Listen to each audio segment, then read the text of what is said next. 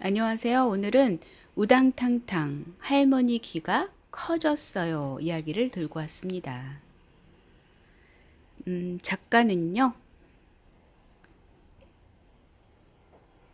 엘리자베트 슈티메르트, 글 카롤리네 케르가 그림을 그렸대요. 유혜자 선생님이 옮겨주시고요. 우당탕탕 할머니 귀가 커졌어요. 출판사는 비룡소. 우리가 지금 아파트에 사는 관계로 이 소음으로 인해서 사건 사고들이 가끔 있죠. 어쩔 때는 또 풋풋한 어떤 그 이웃의 정을 느끼는 분들이 있는가 하면 뭐 사건 사고가 나는 경우도 있긴 한데요. 오늘은 어떤 이야기가 펼쳐질지 궁금합니다. 우당탕탕 할머니 귀가 커졌어요.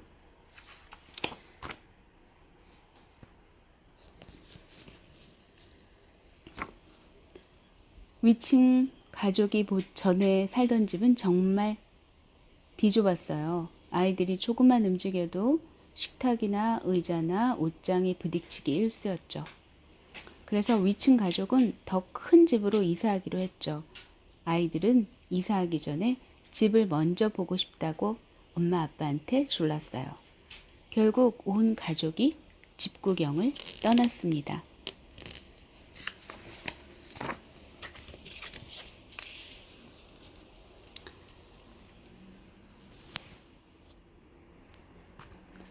시골에 있는 새 집은 3층 집이었죠. 그 집은 생각했던 것보다 훨씬 더 멋있었어요. 방 5곳 모두 굉장히 넓고 환했답니다. 남쪽으로 베란다도 있었고요. 위층 가족은 온 방을 돌아다니며 즐거워했어요. 자기들이 세상에서 가장 행복한 사람들인 것처럼 큰 소리로 웃고 고함도 질렀죠. 식구들은 너무 기뻐서 손을 잡고 동그랗게 원을 그리면서 춤도 추었대요. 여기 앞에 있는 분이 엄마. 여기는 첫째일까요? 둘째일까요? 여기는 둘째일까요? 여기는 아빠.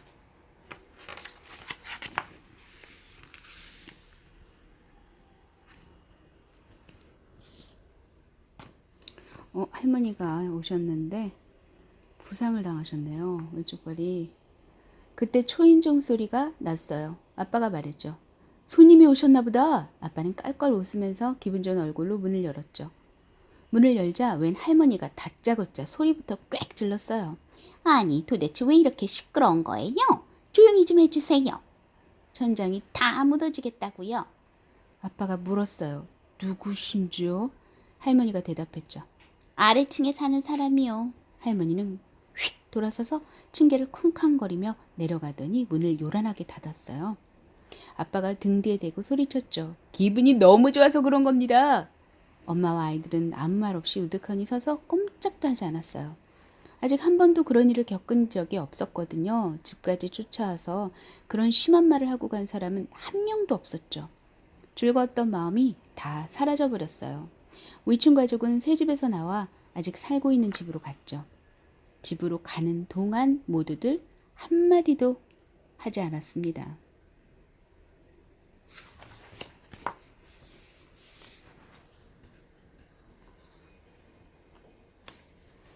얼마 전에 위층 가족은 이삿짐을 싣고 새 집으로 이사를 했어요. 새 집에서 처음으로 잠을 잤어요. 카펫을 새로 깐 새 집은 더욱 멋져 보였죠. 아빠가 말했어요. 카펫은 집안을 아늑하고 따뜻하게 하는 것 말고도 발자국 소리를 덜 나게 하는 효과도 있어. 이제 아래층 할머니가 쫓아 올라오는 일은 없을 거야. 그러나 할머니는 다시 올라왔어요. 한 번도 아니고 2번도 아니고 3번도 아니었어요. 날마다 올라와 아이들한테 잔소리를 해댔죠. 그것도 모자라 커다란 빗자루로 천장을 쿡쿡 찌르거나 난방기를 시끄럽게 두드리곤 했죠.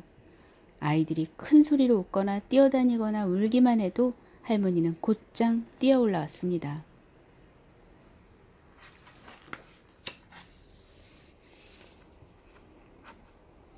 할머니가 올라와 한바탕 소란을 피우고 가면 엄마 아빠는 속상해했어요.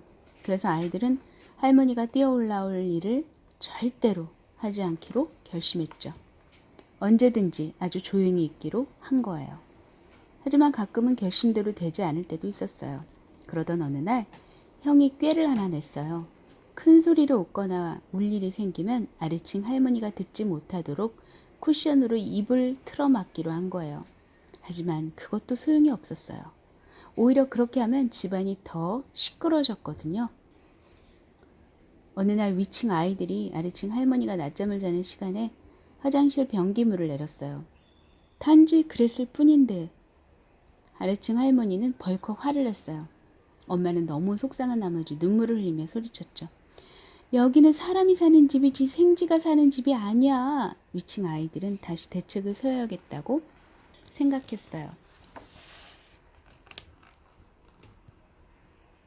보이세요? 이튿날 엄마 아빠가 시장에서 돌아와 보니 위층 아이들이 집안을 네 발로 엉금엉금 기어다니고 있었어요. 아이들이 귓속말로 작게 속삭였죠. 오늘부터 우리는 생쥐들이야. 아빠가 아이들을 타일렀어요. 그만해라. 어서 일어나. 하지만 아이들은 아빠 말을 들으려고 하지 않았어요. 아이들은 식탁 밑으로 들어가 아무 소리도 안 내고 가만히 있었죠. 저녁 먹을 시간이 되자 엄마가 아이들을 불렀어요. 그때서야 아이들이 살짝 기어나와 의자에 앉았죠. 아이들은 밥도 아주 조금만 먹었어요. 그리고 서로 귓속말로 말했죠. 생쥐들은 원래 조금만 먹는 거야.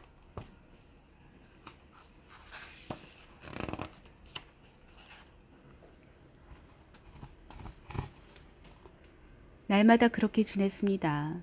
아이들은 음식도 잘 먹지 않고 놀지도 않았어요. 집안을 살금살금 기어다니다가 카페 뒤에 가만히 누워있거나 풀 죽은 얼굴로 구석에 쪼그리고 앉아 있었죠. 엄마는 아이들을 볼 때마다 말했어요. 너희들은 어린이들이야. 힘차게 뛰어다녀야지. 하지만 아이들은 그럴 용기가 나지 않았죠. 혹시 그렇게 하다가 너무 시끄럽게 하지 않을까 걱정이 됐거든요. 그래서 그냥 손가락만 움직이며 놀았어요. 가끔 용기를 내서 발을 놀릴 때도 있었어요. 그때는 벌렁 드러누워 허공이 되고 발차기를 하면서 놀았죠.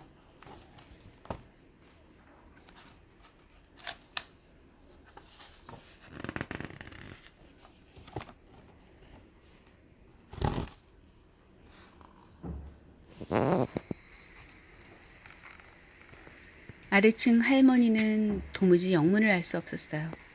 아무리 들어봐도 아이들 말소리가 들리지 않았거든요. 아이들이 웃고 떠드는 소리도 안 들렸고 울음소리도 안 들렸어요.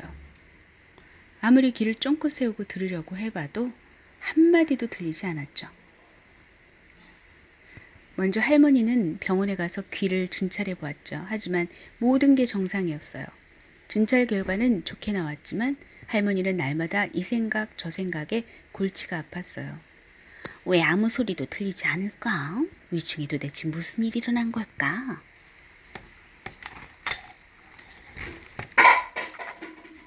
와우, 음향 효과가 예술이네요. 바람이 불어서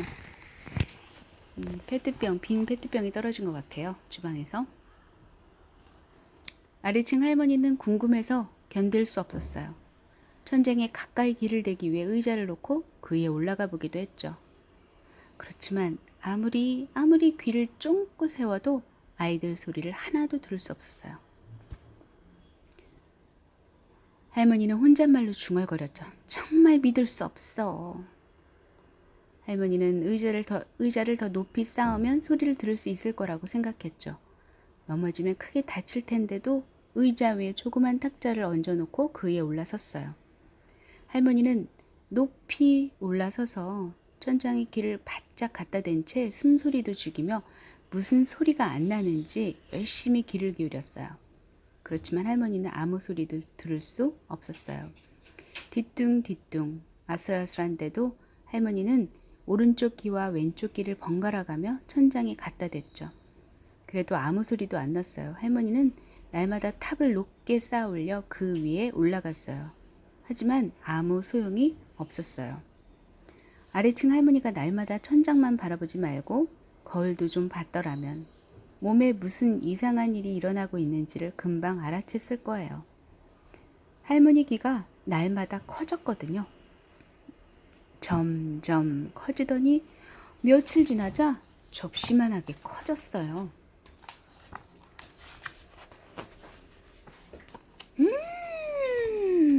헐, 어떻게 이럴 수가. 아래층 할머니가 시장에 나가자 사람들이 눈을 동그랗게 뜨고 쳐다보며 서로 수군댔어요. 아이들은 할머니 뒤를 따라다니며 물었죠. 할머니, 귀가 왜 그렇게 커요? 아래층 할머니는 쇼인데 얼굴을 비춰보고 깜짝 놀랐어요. 어이구, 내가 왜 이렇게 했지? 이렇지? 귀가 왜 이렇게 커진 거야? 할머니는 얼른 스카프로 귀를 가리고 곧장 집으로 갔어요. 집에 도착한 할머니는 오랫동안 거울을 봤죠. 길에서 아이들이 물었던 말이 생각났어요. 할머니, 귀가 왜 그렇게 커요? 할머니가 대답했죠. 소리를 더 잘 들으려고. 할머니 말소리가 벽에 부딪혀 메아리쳐 다시 울렸어요. 소리를 더 잘 들으려고. 할머니는 이제야 귀가 뚫린 것 같아 잔뜩 기대를 하고 높게 쌓아 올린 의자 위로 다시 올라갔죠.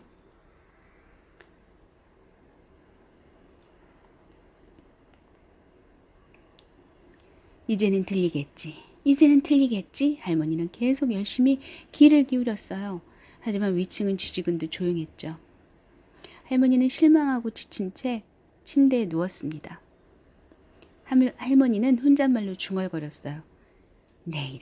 내일은 틀림없이 들릴 게야. 그렇지만 그 다음 날에도 아래층 할머니는 아무것도 들을 수 없었어요. 들으려고 애를 쓰면 쓸수록 귀만 점점 더 크고 깊게, 길게 자라났어요. 귀는 점점 자라서 프라이팬만해지더니 마침내 바닥에 질질 끌릴 정도로 길어졌어요. 그래서 할머니는 의사를 집으로 불렀죠. 이 작가분의 상상력 정말 대단하지 않습니까, 여러분? 네, 완전 귀가 무슨 미끄럼틀 같네요. 의사는 할머니 병을 금방 알아냈습니다. 의사가 말했어요. 들리지 않는 소리를 들으려고 너무 애쓰다가 병이 나셨군요. 못 들어서 생기는 병이 나신 거예요. 억지로 애를 쓰다 보면 귀가 견디지 못하거든요. 그래서 귀가 이렇게 엄청나게 커버린 거예요. 그런데 무슨 소리를 들으려고 그렇게 애쓰셨어요? 할머니가 말했죠. 위층에 나는 소리요. 의사가 말했어요. 그렇다면 위층 사람들한테 부탁하는 수밖에 별 도리가 없겠군요. 의사는 종이에 뭔가 적고 나서 돌아갔습니다.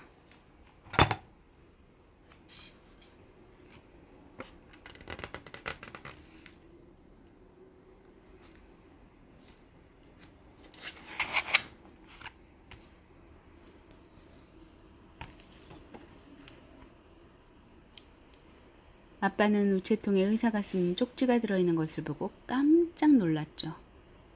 아빠가 종이에 적힌 내용을 식구들한테 읽어주었습니다. 아래층 할머니가 못 들어서 생기는 병이라는 병에 걸렸습니다.